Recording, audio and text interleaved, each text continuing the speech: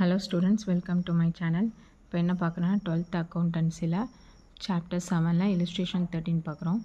Jennifer Limited issued 10,000 equity shares of rupees 10 each at par, payable on application rupees 3 per share, allotment 3 per share, and first call 2 per share, and second and final call 2 per share.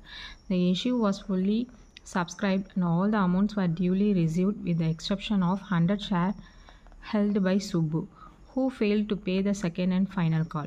His shares were forfeited and reissued to Hema at rupees 7 per share. Journalize the above transaction. இதில் என்ன சொல்லியிருக்காங்கன்னா, Jennifer limited என்ன பண்ணியிருக்காங்கன்னா 10,000 equity ஷேரை வந்து issue பண்ணியிருக்காங்க. அதான் என்ன பார் வேல்யூ 10 rupees அப்படிங்கிற பார் வேல்யூவில் இஷ்யூ பண்ணியிருக்காங்க. அதில் application money 3, allotment money 3, first call amount வந்து 2, second and final call amount வந்து 2ன்னு சொல்லிட்டு அவங்க வந்து இஷ்யூ பண்ணியிருக்காங்க.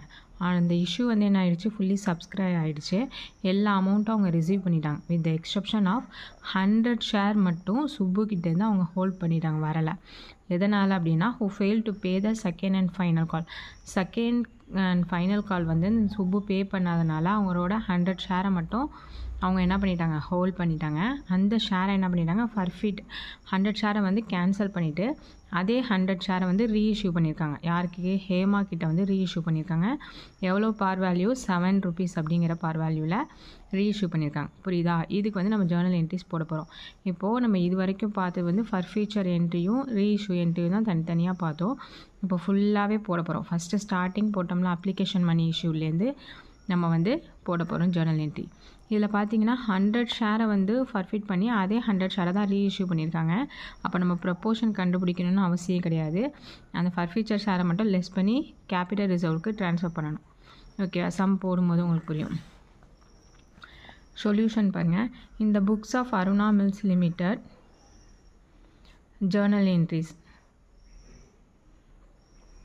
in the books of Jennifer Limited,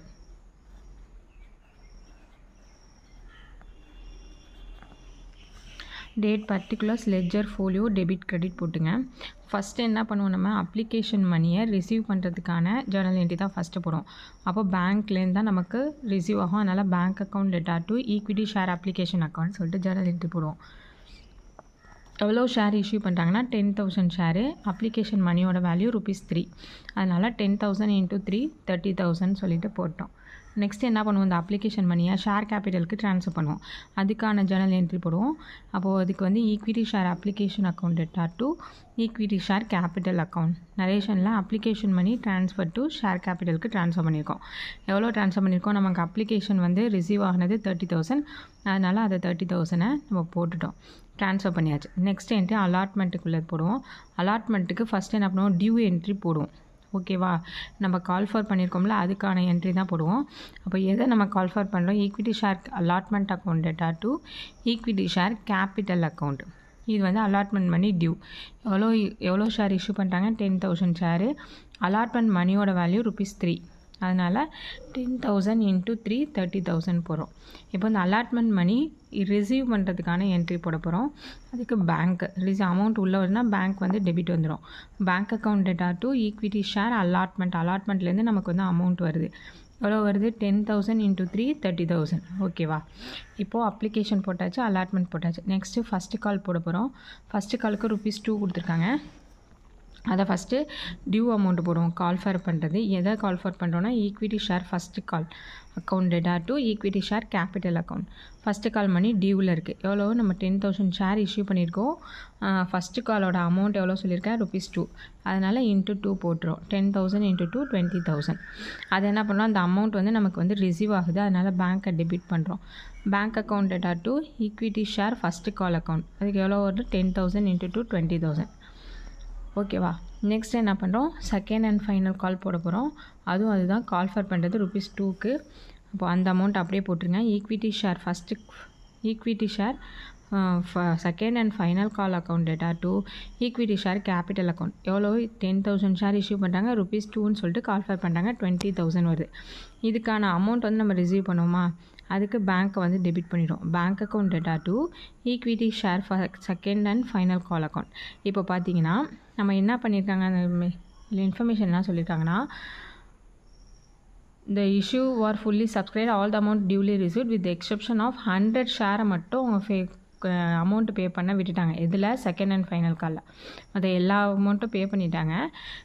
100 ஷேருக்குள்ள amount மட்டும் பே பண்ணல. அப்போ என்ன பண்ணால் 10,000 ஷேரில் நமக்கு எவ்வளோ வந்திருக்கோம்? இப்போ 10,000 ஷேரில் -100 பண்ணிங்கன்னா 9,900 வரும். அந்த 9,900க்கு தான் எவ்வளோ அமௌண்ட் சொல்லியிருக்காங்க for second and final call into 2. அது வந்து நமக்கு வந்து ரிசீவ் ஆகிடுச்சு. இந்த 100 ஷேர் மட்டும் தான் ரிசீவ் ஆகலை. அதனால் 9,900 இன்ட்டு 2 போட்டிங்கன்னா 19,800 second and final call money received. ஓகேவா?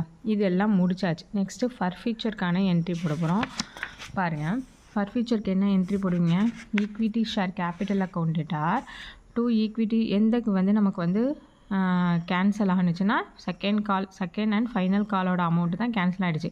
ஏன்னா ஒரு 100 ஷேர் வந்து பே பண்ணாததுனால. அதனால் அதை க்ரெடிட் பண்ணிட்டு equity share second and final call account to ஃபர்ஃபீச்சர் shares account. இதான் ஃபர்ஃபீச்சருக்கான என்ட்ரி. இப்படி தான் போடுவோம். இப்போ எவ்வளோ ஷேர் பாருங்கள், மொத்தமாக 100 ஷேர் தான் அவர் பே பண்ணலை. அப்போ 100 இன்ட்டு டோட்டல் வேல்யூ 10. அப்போ 100 இன்ட்டு 10,000. ஓகேவா? இப்போ equity share final call amount வந்து எவ்வளோ அவங்க பே பண்ணல? 100 இன்ட்டு 2 ருபீஸ் கொடுத்துருந்தாங்களா? அப்போ 100 இன்ட்டு 2 200 க்ரெடிட் பண்ணோம். பேலன்ஸ் அவர் பே பண்ணது வந்து நமக்கு கெயின். அதனால் ஃபர்ஃபீச்சர் ஆகிடுச்சுல, அது வந்து கம்பெனிக்கு வந்து கெயின். அப்போ 100 இன்ட்டு 8 10ல் 2 மைனஸ் பண்ணிங்கன்னா பேலன்ஸ் இருக்குது நமக்கு கேன்சல் ஆன ஷேர். அது வந்து கம்பெனிக்கு வந்து கெயின். அப்போ 100 இன்ட்டு 8 800. இப்போ எவ்வளோ ஷேர் ஃபர்ஃபீட்டாக இருக்குது? 100 ஷேர்ஸ் வந்து ஃபர்ஃபீட்டட் அப்படின்னு சொல்லிட்டு நம்ம என்ட்ரி போட்டுரும். அடுத்தது என்ன பண்ண போகிறோம்னா ரீஇஷ்யூக்கான என்ட்ரி போட போகிறோம்.